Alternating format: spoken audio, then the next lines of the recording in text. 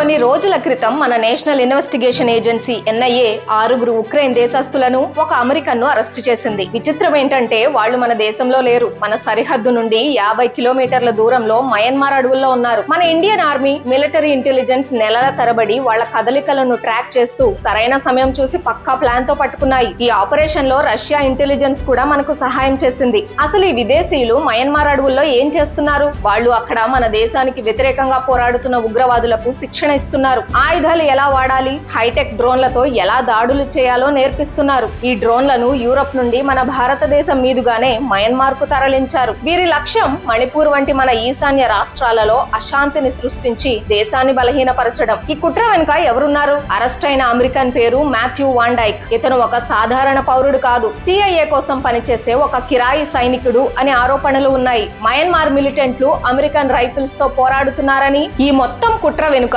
America CIA హస్తం ఉందని చాలా మంది విశ్లేషకులు అంటున్నారు. కానీ కథ ఇక్కడితో అయిపోలేదు. ఈ దాడి కేవలం సైనిక పరమైనది మాత్రమే కాదు, దౌత్యపరమైనది కూడా. ఒకవైపు సిఐఏ మన సరిహద్దుల్లో ఉగ్రవాదులకు శిక్షణ ఇస్తుంటే, మరోవైపు అమెరికాలోనే ఉన్న USAIRF అనే సంస్థ మన రా మరియు RSS లాంటి సంస్థలపై ఆంక్షలు విధించాలని రిపోర్టులు ఇచ్చింది. విచిత్రం ఏంటంటే ఈ సంస్థకు వైస్ చైర్మన్ గా ఉన్న వ్యక్తి ఒక పాకిస్తానీ అమెరికన్. ఒక్కసారి మీరే ఆలోచించండి. ఒకవైపు మన సరిహద్దుల్లో మనపై దాడి చేయడానికి ఉగ్రవాదులకు శిక్షణ, మరోవైపు అంతర్జాతీయ వేదికలపై మన దేశ సంస్థల ప్రతిష్టను దెబ్బతీయడానికి ప్రయత్నాలు. ఈ రెండింటి మధ్య ఉన్న సంబంధాన్ని మీరు గమనించారా? ఇది మన దేశంపై జరుగుతున్న 2 ముఖాల దాడి. ఈ విషయంపై మీ అభిప్రాయం ఏంటి? ఈ కుట్ర గురించి ప్రతి భారతీయుడికి తెలియాలి. ఈ వీడియోను అందరికీ షేర్ చేసి నిజాన్ని నలుగురికి తెలియచేయండి. జై హింద్.